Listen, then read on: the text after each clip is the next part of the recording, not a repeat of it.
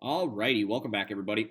Today we are going to be talking about standard SR5, which is simplest radical review. Now this is our way of kind of trying to put all of these different ideas together because there sure are a lot of them when you talk about breaking down, multiplying, adding, subtracting. There's a lot. So here's how we're going to deal with it. We're just going to kind of take it problem by problem and try to tackle some of the main parts and ideas of this chapter thus far. We're calling this kind of like a mini review day. We are not at a test yet. We're not going to actually have a test until after spring break, but we do want you to sit there and make sure you are staying up to date on all of these ideas. Now, when we get to a problem like this, in math, we know that this is a double distribution problem. So we need to multiply the square root of 5 times the square root of 5. Now, the way that we're going to do that is when we multiply two things that have a square root, only the like parts actually change one another. So 5 and 5 are going to give us the square root of 25. Now when I come over here and multiply the square root of 5 times a negative 3, the negative 3 is not going to be able to change the 5 because the 5 is an inside number. But those do still need to get multiplied, so I'm going to come over here, I'm going to put the negative 3 out front, and I'm going to have the square root of 5 that tacks on right there. Now, as we continue on, we're going to take 2 times the square root of 5. Well, again, the 2 times the square root of 5 does not make that into the square root of 10 because 2 is an outside number and 5 is an inside number. So what this will do is we will just put them next to each other like so. Last but not least, 2 times negative 3, that is a negative 6, and now we simplify. Well, one of the things we should realize is that the square root of 25 is just 5, right? There's a shortcut there to figure out that one because 25 is a perfect square. And then if we look here, these are actually like radicals, which means they can be added. Remember, when you have like radicals, that means you have the same number on the inside.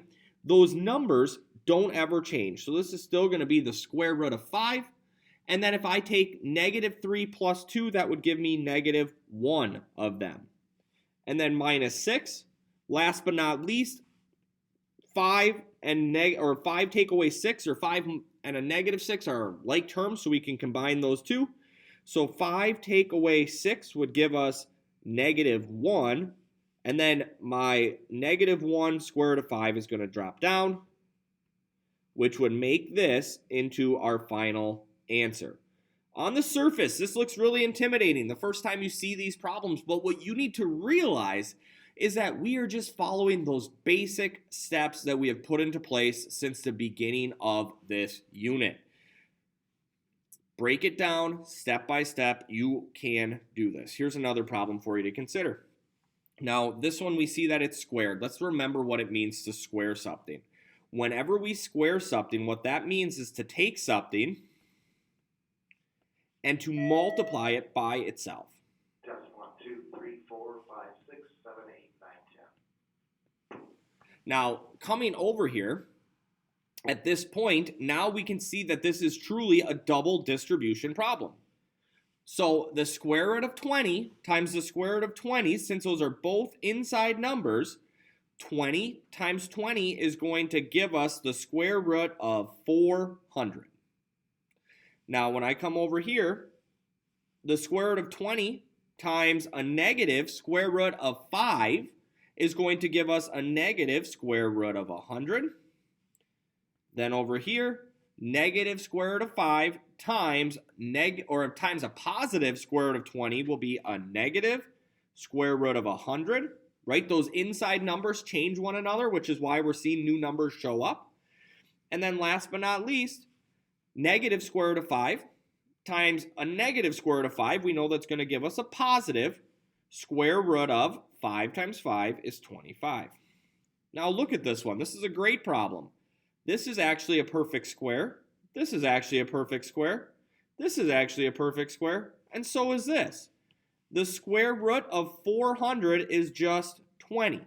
Now, if you didn't know that, that's okay. You could have just broken it down into its prime factorization and found that out yourself. The square root of 100 is 10. The square root of 100 is 10. And the square root of 25 is 5.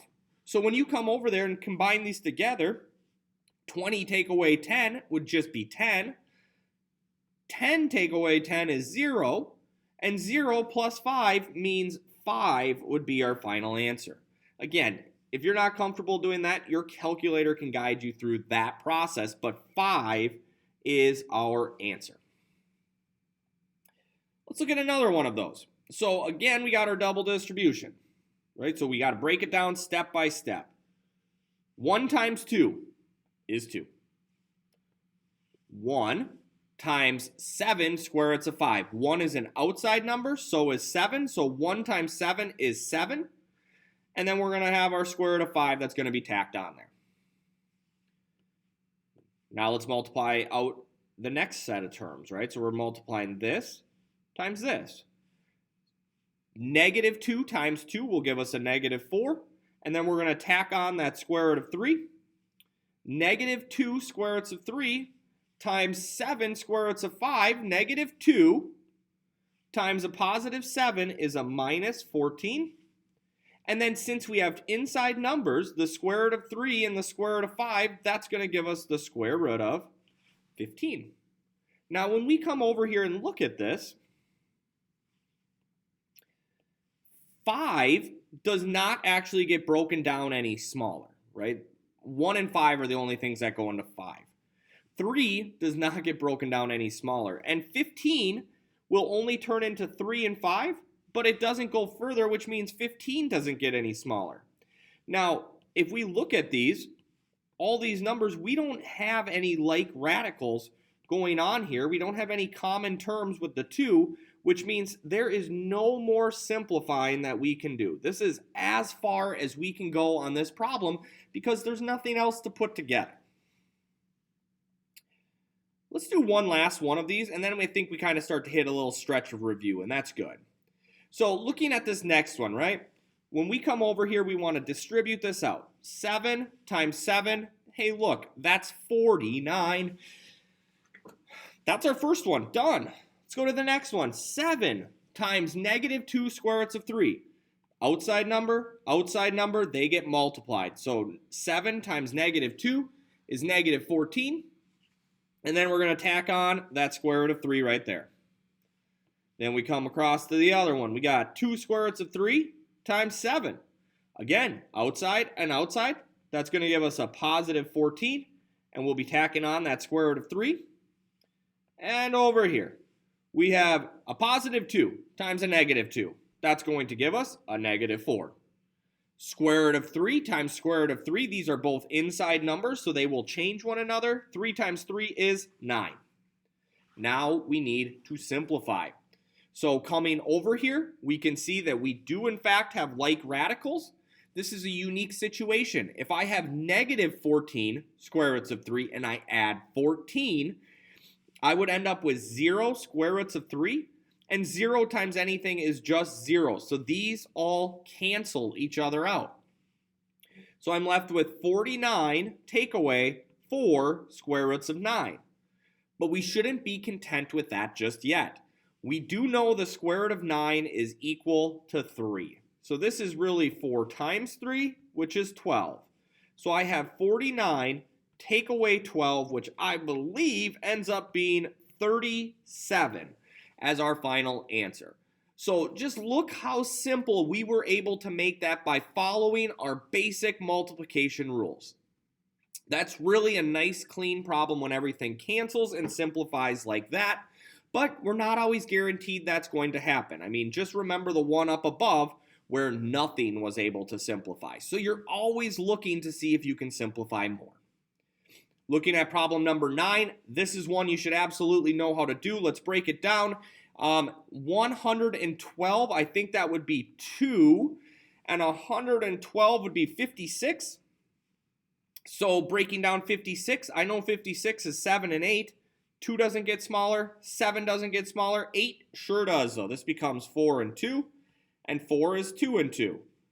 So when I break this down, we're going to end up with the square root of 2, 7.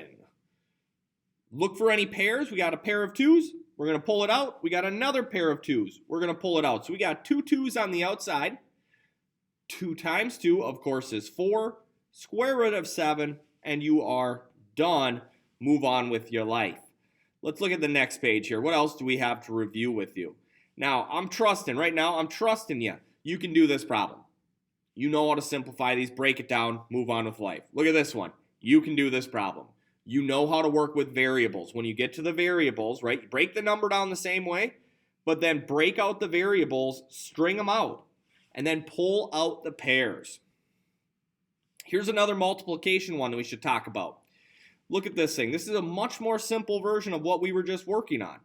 When you multiply, only like parts can change like parts. So if you want to think about it as like there's a 1 out front, 3 times 1 is going to give you your outside number, which is 3. 12 times 6, though, we got to think about that a little. 12 times 6 should give us 72, I believe. Now, once you're at 72, you are never done unless your radical is simplified, so let's try to simplify this. 72 is 2 and 36. 36 is 6 and 6. 6 is 3 and 2, and 3 and 2. So when I rewrite this, I can rewrite it as 3. I'm going to leave a little space because I know I'm going to pull some stuff out.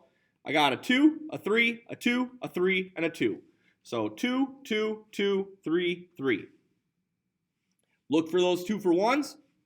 Boom, we got 1. I'm pulling out a 2. Boom, I got 2. I'm pulling out a 3. Looks like we still have a 2 that was stuck inside, so he's still going to be stuck inside. On the outside, 3 times 3 times 2, 3 times 3, 9. 9 times 2 is 18, making this our final answer. So multiply first and then simplify. The simplify piece is the part I know you guys know how to do. Here's another distributing problem, but this one's actually a lot easier because it's not a double distributing. It's just a single. So when I come over here and I try to multiply these, the biggest mistake is when kids come over here and they write the square root of 28. And this is absolutely 100% wrong.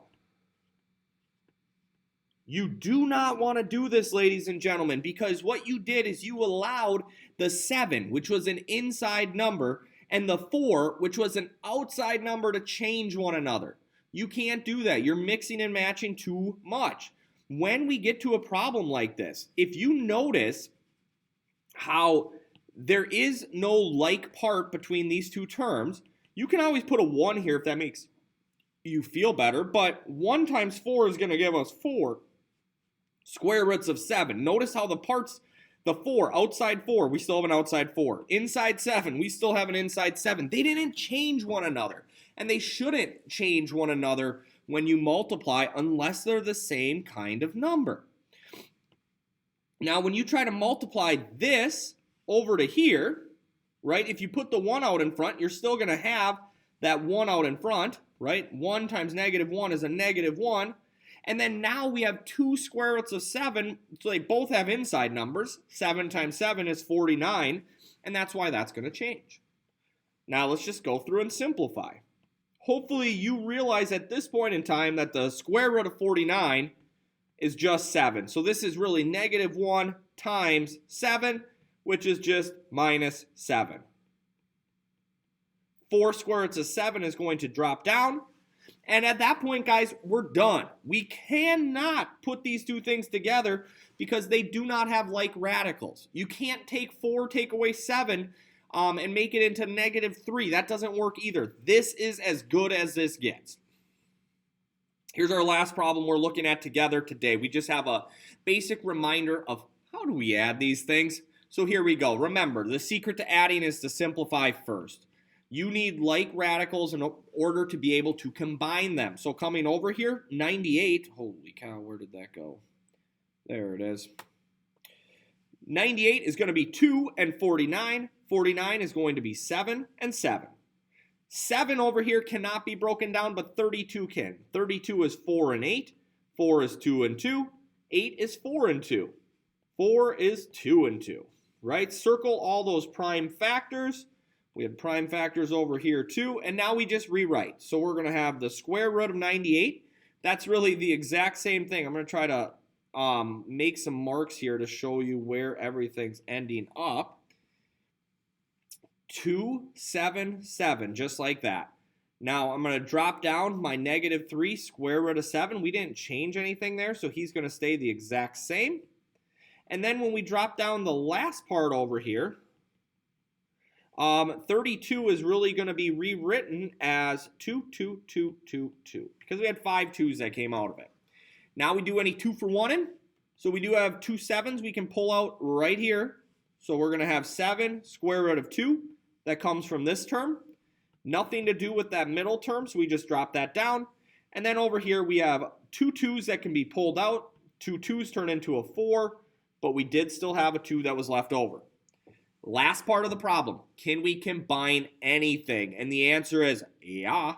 We have 7 square roots of 2 here and 4 square roots of 2 here. Add those together, you get yourself 11 square roots of 2. The -3 square roots of 7 is just going to drop down. We cannot put these together, kids, because they do not have like radicals. The rest of your assignment is going to be to wrap this thing up. I know this is a lot of work, but you can definitely do this. You got to put all those skills together to do well on this stuff, and that's where we're getting to. Thank you so much for watching the full video. If you have any questions, make sure you are reaching out and talking to your teacher. Thanks, everybody. Have a great day.